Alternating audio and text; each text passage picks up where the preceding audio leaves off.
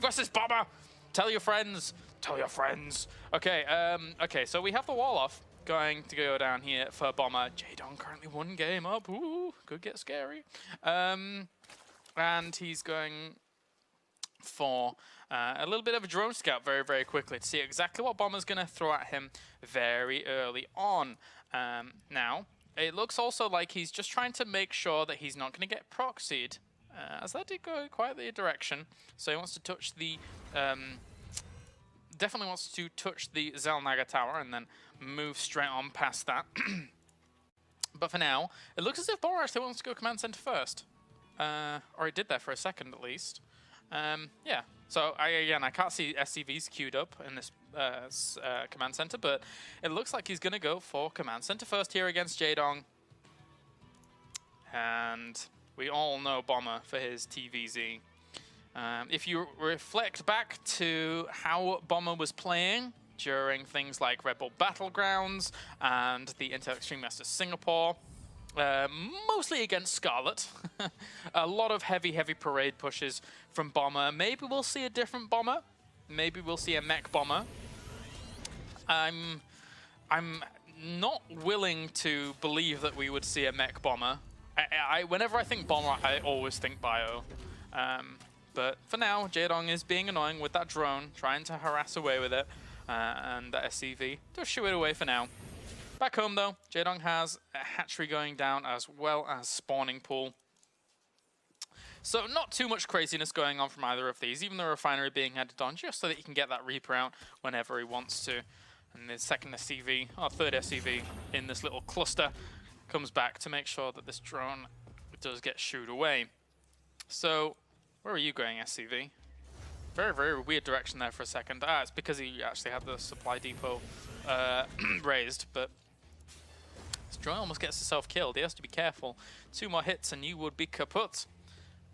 But anyway. So, we see that the gas is actually being saved up for something that isn't a Reaper. So he's just going to go straight up to factory very, very quickly with this and just use the Marines for a little bit of defense. The thing is that if you're going to go command center first, committing gas to a Reaper is a bit luxurious. You can't really get a whole lot done with it. By the time you've finished your command center first and got a Reaper out across the map, there's going to be Queens out. And Zergling's already there to buy time, even if the Queens are out anyway. So it's a little bit hard to really make work. Oh, wow, actually. Okay, so gonna decide to go for a command center before the factory goes down. But there we go. It is on the way along with the reactor as well. So triple CC nice and early here for Bomber. And meanwhile, how are we going to see Mr. Jaedong react to this? I mean, he's still command center first anyway, so now he's feeling a little bit more comfortable to work on these rocks really, really aggressively. If he hadn't have seen command center first, then there was no real reason why he would be able to bring that second queen down from the main to then start working on those rocks.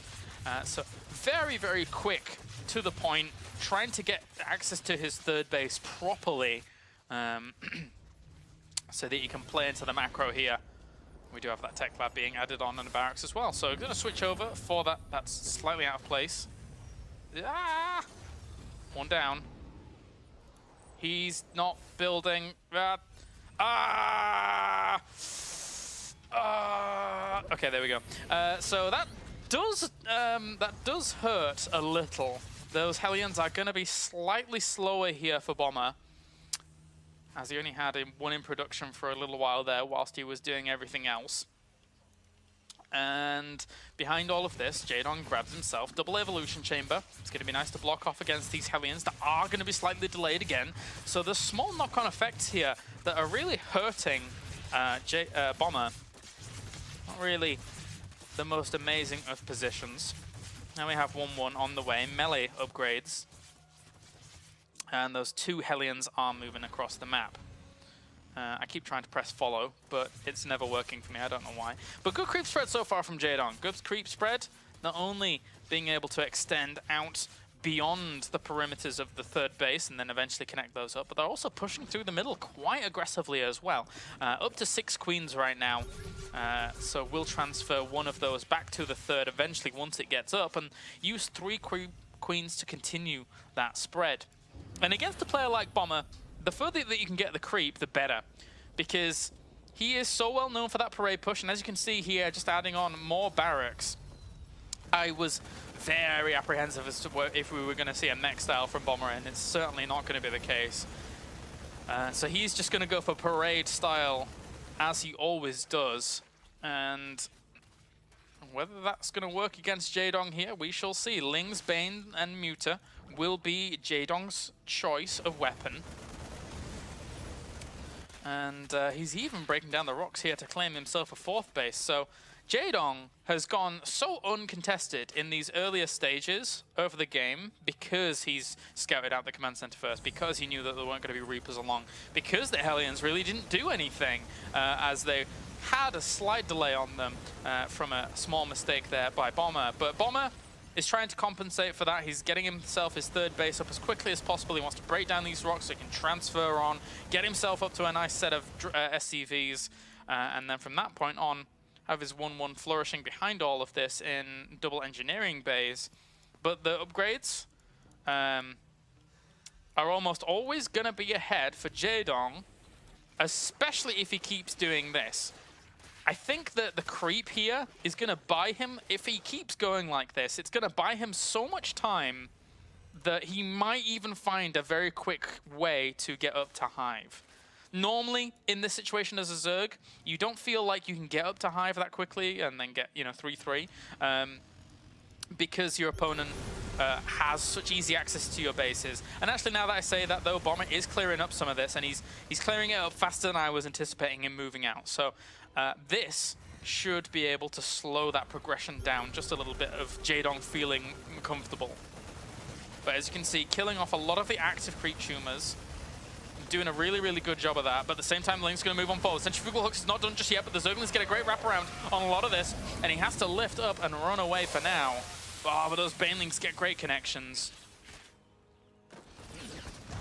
And that Widowmine, not so much.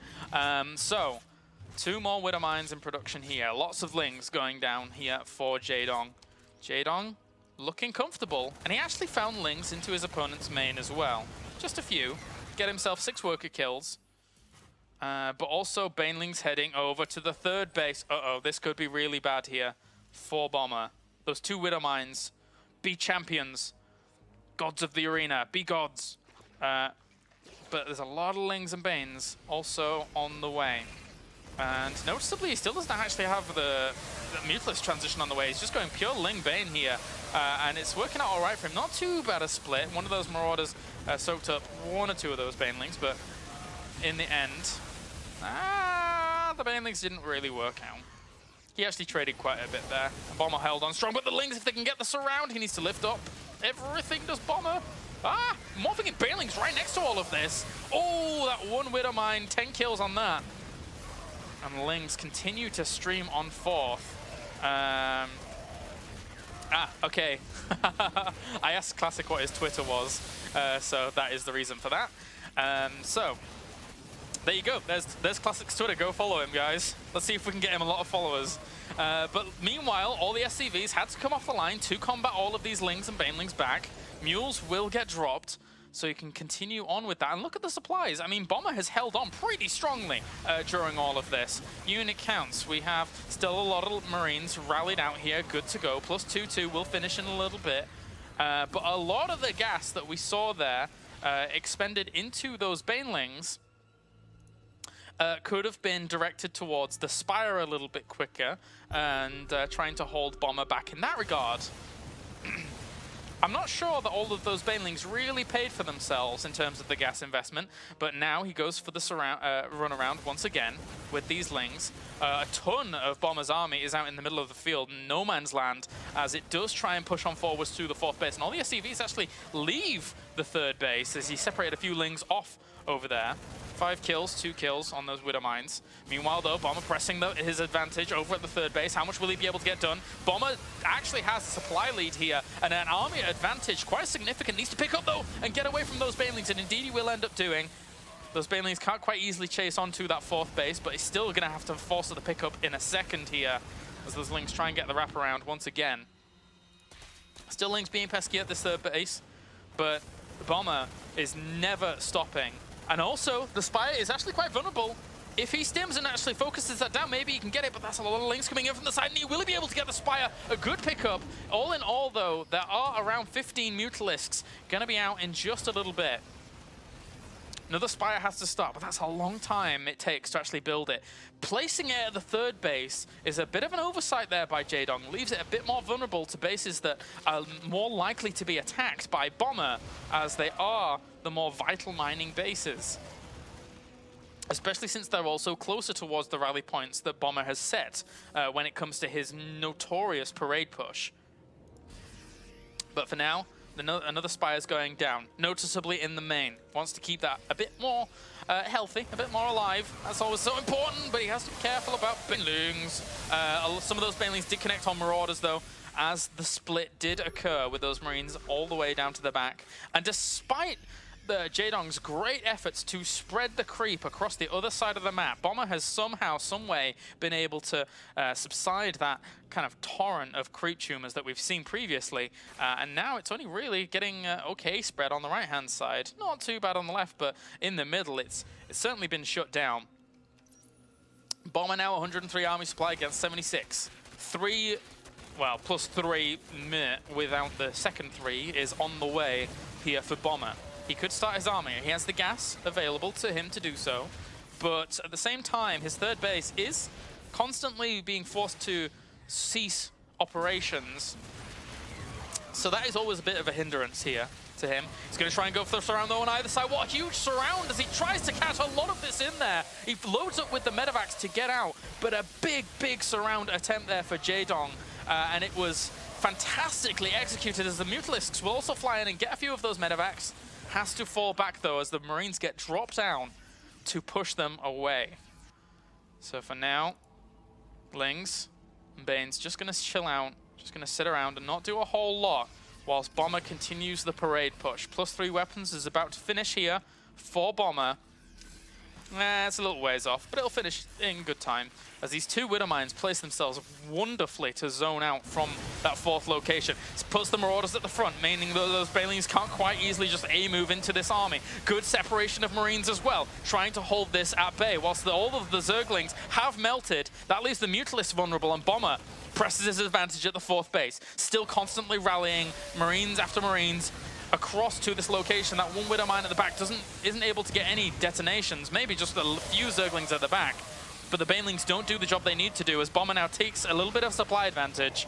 There was a small counterattack over at the 3rd base for Jaedong with a few Lings to try and kill off some SCVs once again. But as you can see, the supply advantages now are almost always in favor of Bomber.